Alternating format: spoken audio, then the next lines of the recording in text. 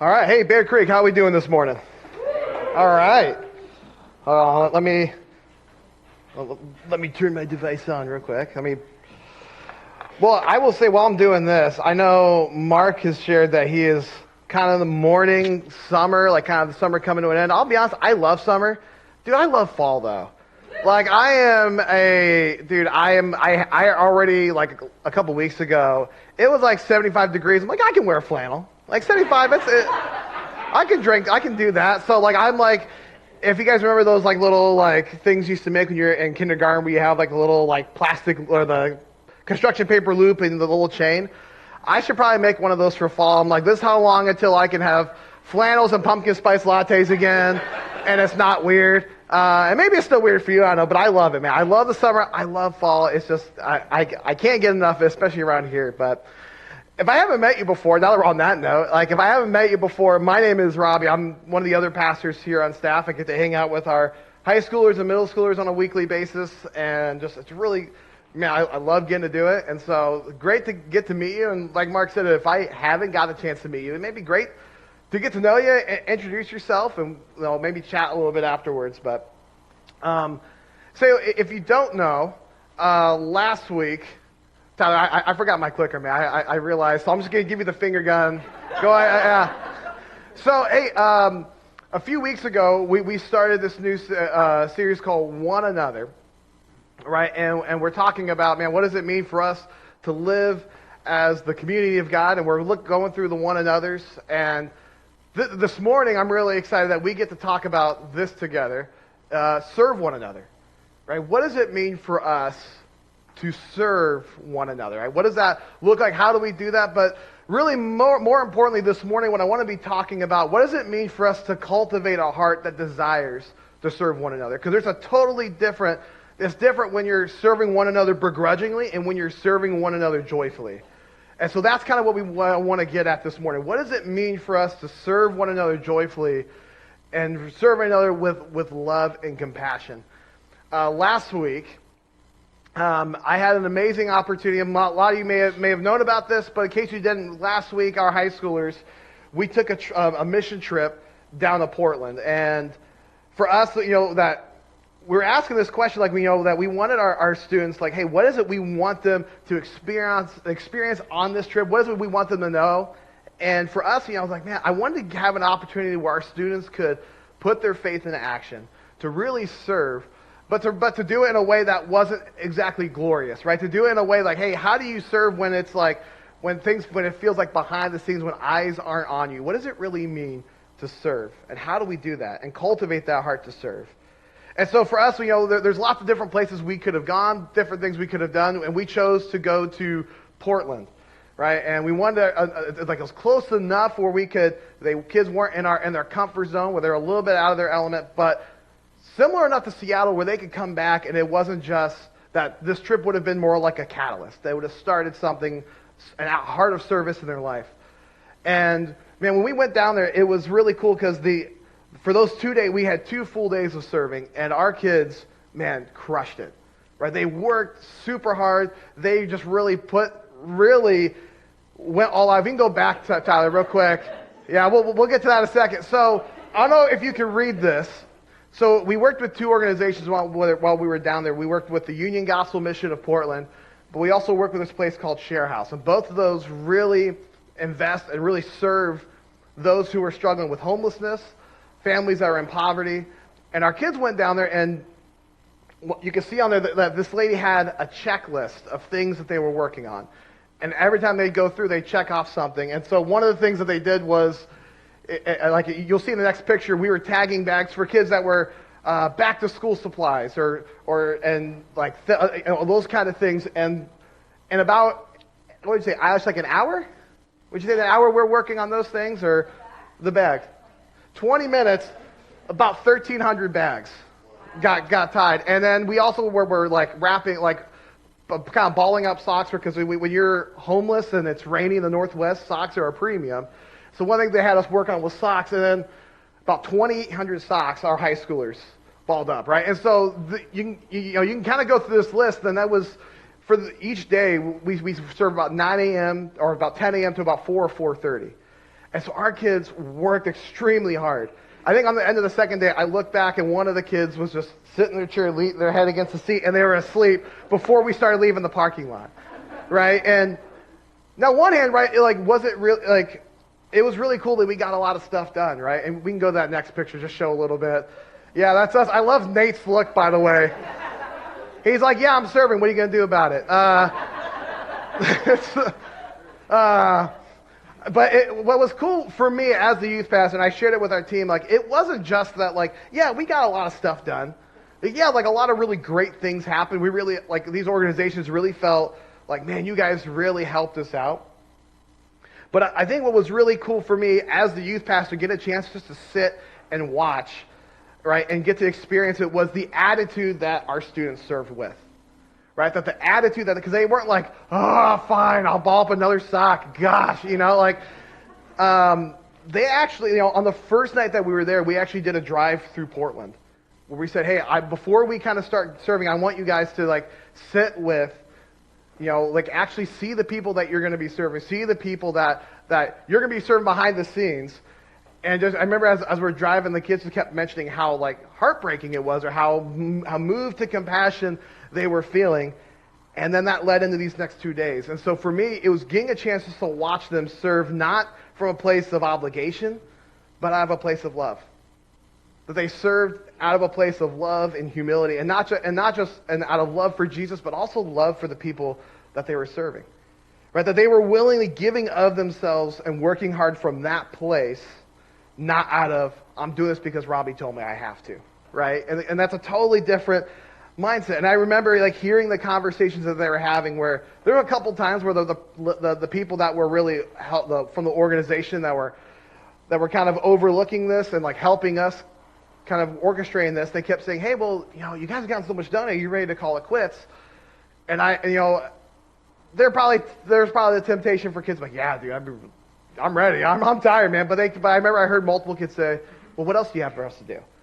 Like, hey, man, we're tired, but we got more. Like, whatever you need, throw it at us. And that's just so cool, right? That as tired as they were, they didn't complain. They weren't, like I said, acting like they're doing it begrudgingly. That they wanted to be a blessing, and they were willing to exhaust themselves. They were willing to, really kind of push themselves to the limit at times to really serve well. And to me, that was really heartwarming. That was really cool, because in that moment, and Ash can attest to this, you really felt the love of Jesus when you sit in that room and watch kids work and see them kind of really go, be willing to do those things and be exhausted doing it.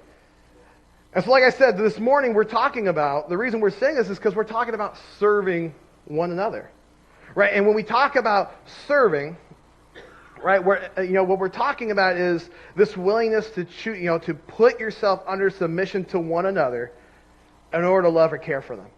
Right? You're willing to submit yourself, give of yourself for the sake of someone else's benefit without expecting anything in return.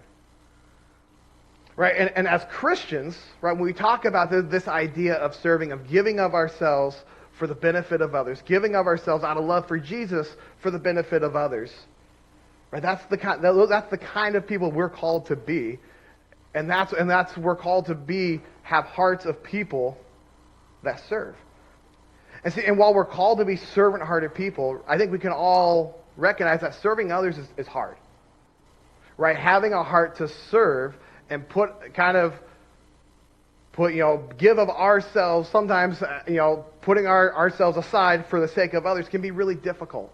It is challenging. It's one thing to talk about, it's a whole other thing to live it and do it.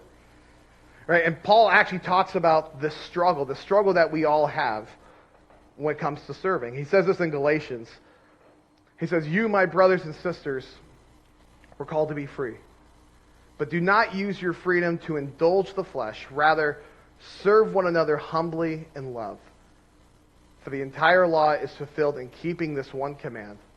Love your neighbor as yourself. Right? And so he kind of gives this struggle he kind of paints this struggle really well that I think we all face. Right? He says, like, don't indulge the flesh. And I think what he's getting at is that our human inclination is to seek our own selfish desires or impulses. Right? That we all have this selfish desire within us. And I call it like we have this tendency to live from what I call sometimes a scarcity mindset, right? Of that, man, I would be happier if I had more of this, or like, man, that I feel like I have to have enough of this or do more of this in order for me to feel more loved, in order for me to feel worthy. I have to do these things. And we can have a tendency to live from this place of scarcity, or this kind of sense of focusing, like extra focus on ourselves. And when we do that, the danger is our focus can sometimes be so much on us that we forget about other people, or that we forget about the needs around us. Right? And so what Paul kind of shows, like, man, we all have that struggle. Every single one of us has that natural inclination to move that direction. And so but then he paints this other option. He says, that as Christ followers, as followers of Jesus, like, that's not what he wants for us. Instead, he wants us to serve one another humbly and love. Right? And we're called to kind of put off this scarcity mindset and adopt a servant mindset, which when I was talking about the students, how can I be a blessing? Right? How can I be a blessing to my neighbor? How can I love and care for and serve my neighbor? How can I give of myself freely? How can I give of myself for this other person, for my neighbor, to love and care for them? And so this morning I want us to wrestle with this question of, man, what does it look like for me to cultivate a servant's heart? What does it look like for me to cultivate a heart that desires to serve, that is willing to be transformed by Jesus to reflect the kind of service heart that he had? And because I think sometimes the danger is we can just talk about, like, hey, well, we talk about serve one another, just do this better, do more of this, and like that's good, right? We want to talk about practical ways that we can serve, but I think it's got to start with, how do we have a heart that desires that? How do we have a heart that kind of turned towards Jesus and wants to serve the way he did? And so if we're going to talk about the way Jesus served, we should probably look at, well, how did he serve? What did that look like? And how can we learn from that? And so I want to look at a story out of John 13. And you've all probably read this story before. If not, man, it's a beautiful story. But I want to read it. I want to just have us read it together, and then we'll talk a little bit more about, man, what is it? Kind of give some context to this, but also what are we supposed to walk away with, and what is it Jesus wants us to understand in regards to how do we serve one another? So it starts right at the beginning of chapter 13, John 13. He says, it was just before the Passover festival. Jesus knew that the hour had come for him to leave this world and go to the Father. Having loved his own who were in the world, he loved them to the end. The evening meal was in progress, and the devil had already prompted Judas, the son of Simon Iscariot, to betray Jesus. Jesus knew that the Father had put all things under his power, and that he had come from God and was returning to God. So he got up from the meal, took off his outer clothing, and wrapped a towel around his waist. After that, he poured water into a basin and began to wash his disciples' feet, drying them with the towel that was wrapped around him. When he had finished washing their feet, he put on his clothes and returned to his place. Do you understand what I've done for you? He asked them. You call me teacher and Lord, and rightly so, for that is what I am. Now that I, your Lord and teacher, have washed your feet, you also should wash one another's feet. I've set you an example that you should do as I have done for you. Very truly I tell you, no servant is greater than his master, nor is a messenger greater than the one who sent him. Now that you know these things, you will be blessed if you do them. All right, so Jesus does something that is, right, that maybe initially would be kind of awkward, maybe if you saw it, or just it would, at least at the very least, would have been kind of shocking or jarring for his disciples. Right, that he washes their feet, and to really understand kind of what, some of the dynamics that were at play, or maybe why this would have been shocking, right? That foot washing at that was just a really kind of low level, really kind of, in some sense, degrading task. Like if you think about it, these guys walked around in sandals all day, that the roads were dirty, and so people's feet were gross, right? And maybe feet are, like, I don't know, like I think about when we go to Rendezvous. If you've been to Rendezvous, I exclusively live in flip-flops or slides for 4 days, and I'm not going to show a picture, but I can tell you my feet are gross, right? After those 4 days, it's like, because you're walking around in dirt and dust everywhere. And so I can't imagine, like, then if you just are always walking around, like, your feet are going to be kind of disgusting and gross. So he says, and because of that, like, it was kind of usually reserved for people that were pretty low in society, right? The people that in that time were considered kind of low on really kind of like kind of servant level. And even for some servants, right, that it was kind of degrading enough that if you were a Jewish servant, you still wouldn't make them do it. You would reserve that for Gentile servants. So this is a task that a lot of people thought was, if you were someone of stature, would have been kind of beneath you. Right? But even though that was kind of the society kind of view that, like, hey, that if you're someone like Jesus who probably had some authority, that you had people following you, it would have been a degrading task, or would have seemed pretty menial. But Jesus willingly adopted the posture of a servant by taking off his outer garments and wrapping this towel around his waist and washing their feet. Right? That even just the way he was like dressing, like, taking off his outer garments, putting the towel around his waist, right? That was really kind of the attire he was even kind of wearing at that time seemed similar to that of a servant. And then he tells them, I want you to go and do this for each other. Right? I want you to go and do this for each other. And I don't think he was specifically mentioning like foot washing, like from here on out, you're going to wash each other's feet. But what I think he's saying is this, he goes, I want you to keep this mind, I want you to remember what I did, and this heart and this model of self-giving love through service. And I want you to do that for one another. Right? He wanted his disciples to imitate him by being servants who embrace the inglorious, the menial, and even degrading or societally degrading tasks for the benefit of other people. It's like, man, I want you to be willing to humble yourself, to do maybe even do the unpopular things for the sake of one another. I want you to be willing to sacrifice those kind of things for each other. Give of yourselves for each other. And if you look at the life of Jesus and the way he lived a life of service, right, that there's really three things we talk about: cultivating this heart to serve, cultivating this heart to serve one another in love. I want to highlight a few things I think that are really required for us to really kind of partner with the Holy Spirit in developing this kind of heart. And I think it first starts with recognizing that serving like Jesus requires us to experience the love of Jesus. Right? If we want to really kind of start cultivating our heart to serve like Jesus, to love like Jesus, we have to first experience the love of Jesus. Right? I love Ephesians 5:2. He says, walk in the way of love just as Christ loved us. Right? That without a prior life-consuming experience of God's love for us, that we'll be ill-equipped to love and serve in the way of Jesus. And so for me, one of my favorite life verses growing up was Romans 8. That was as a high schooler or even as a middle schooler, that was a verse that just kind of was a great reminder to me of the love that Jesus had for me. I think we have it up here. We can go to it real quick. So it's Romans 8:38-39. It says, I am convinced that nothing can ever separate us from God's love, neither death nor life, neither angels nor demons, neither our fears for today, nor our worries about tomorrow. Not even the powers of hell can separate us from God's love. No power in the sky above or in the earth below, indeed nothing in all creation will ever be able to separate us from the love of God that is revealed in Christ Jesus our Lord. Now see, for me, man, I really need those daily reminders. Right? Like I need to have that daily reminder that, hey, Jesus, you see me, you love me.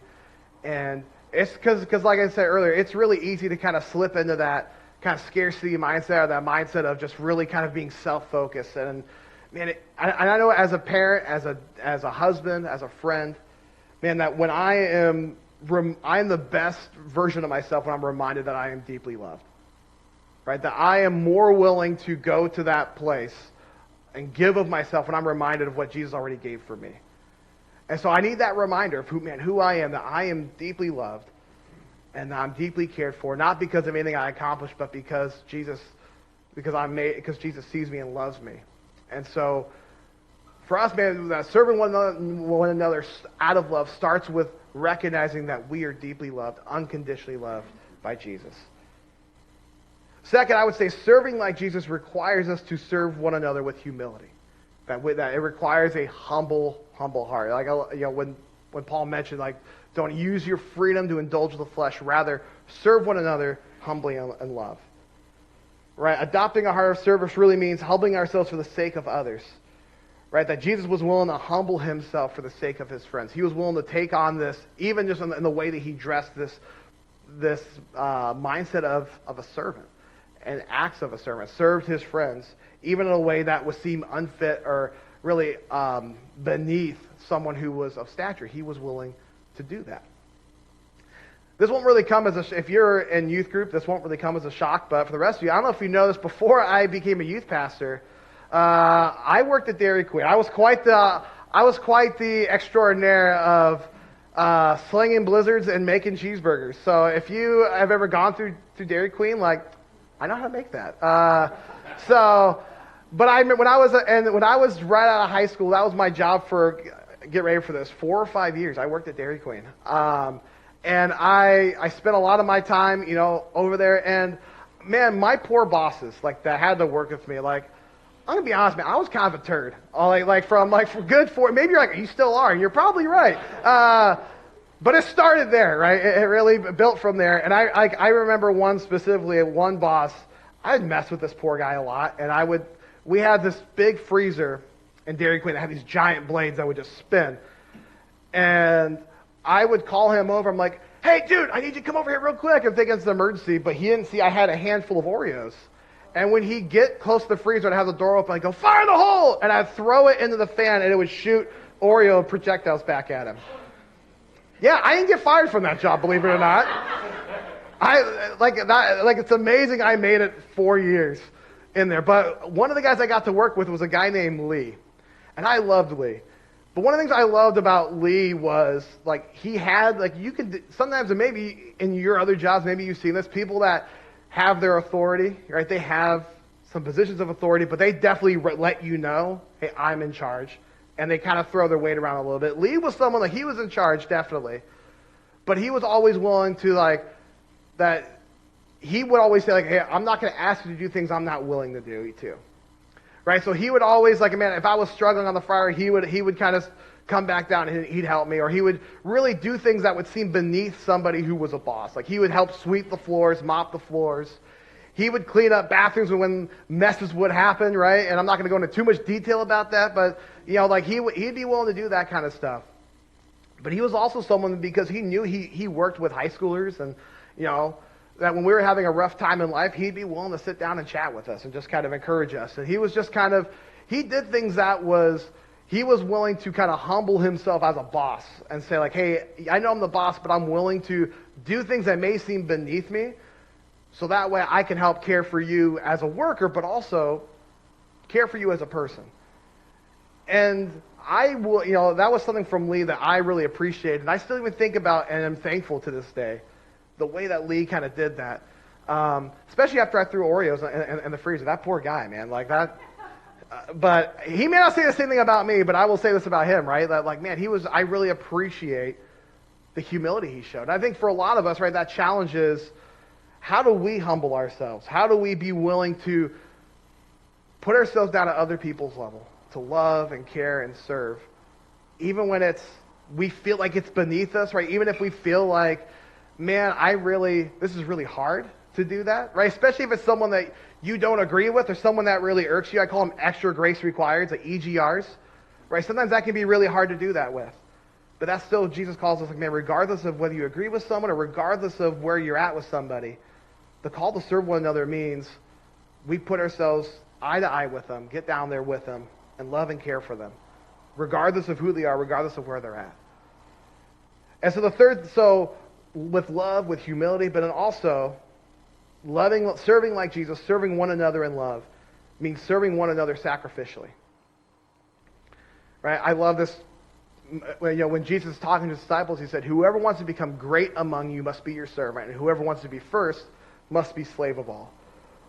For even the Son of Man did not come to be served, but to serve, and to give his life as a ransom for many.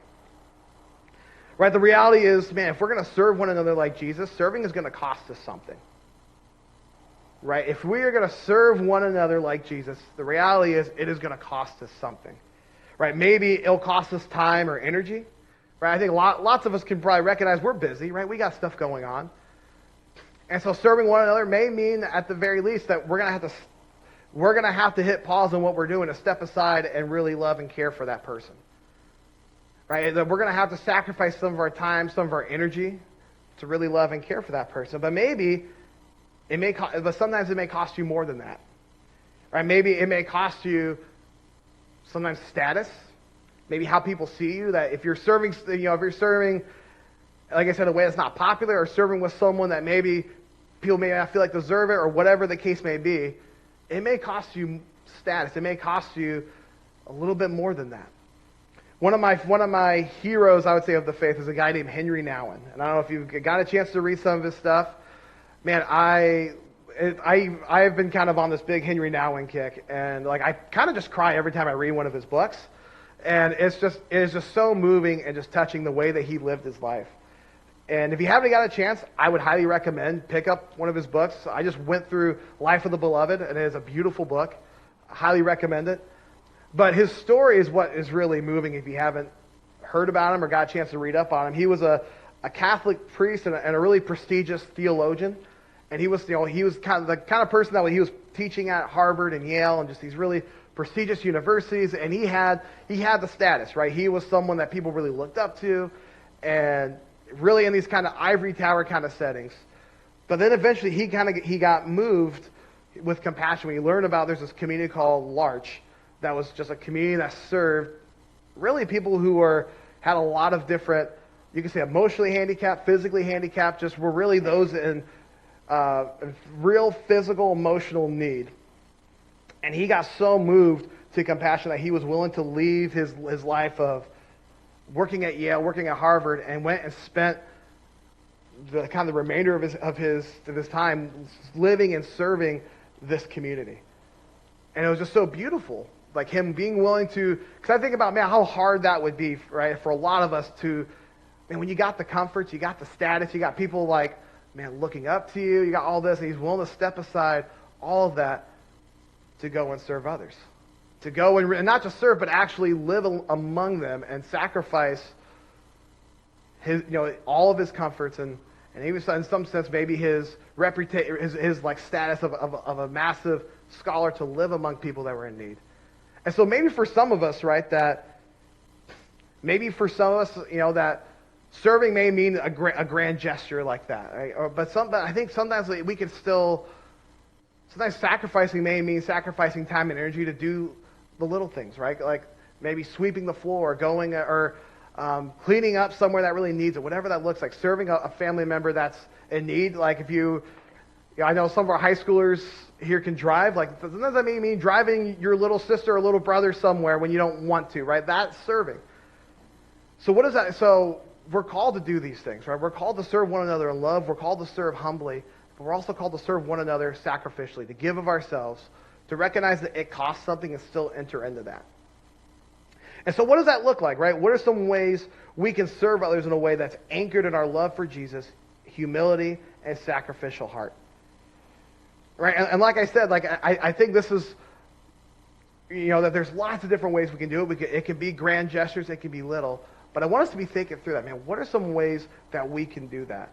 But maybe more so thinking of, God, how do I cultivate a heart that is serving, but not from a place of obligation, but serve from a place of love, of humility? And how can I have a heart that is willing to sacrifice for the sake of somebody else? And so, thought for the drive home this morning. What does it look like for me to serve in a way that's loving, humble, and sacrificial? What does it look like for me to serve one another in a way that is loving, humble, and sacrificial? Right? And maybe even checking our motives. Man, when I serve the people around me, where is my heart at? What is my motive for doing that? Right? I love that, man. There's lots of people that serve in this church that maybe some of you may not even know about, right? When you think about all the things that happen around here, the chairs we sit in, like the coffee that gets set out, all these different pieces that are moving. It's just so cool to see all the different people that serve. And so the question for us is, man, what does it look like for me to serve? What are the ways that I can serve in a way that is loving, humble, and sacrificial? Let me go ahead and pray for us. God, thank you that Jesus, you gave us the ultimate model of what it looks like to serve with love, with humility, and with a sacrificial heart. And God, we know that sometimes we can get in our own way. I know sometimes our own selfishness can keep us from that. But Lord, we just ask for your help, God. Help us to be willing to get out of our own way for the sake of others. Help us be willing to give of ourselves freely, even if it may cost us greatly, even if it may cost us a lot, or even if it just costs us a little. Lord, help us to be willing to do that. But God, we know that's hard. We know that's a big challenge, a big calling you put on us to do that. And God, we need your help to do that. So help us to experience your love. Help us to be people that seek humility, and help us to be people that seek to love each other sacrificially. Even when it's hard, even when we disagree, even when we don't necessarily want to, help us to develop a heart that seeks that out. So God, we love you. And we say this all, Lord, in your name. Amen.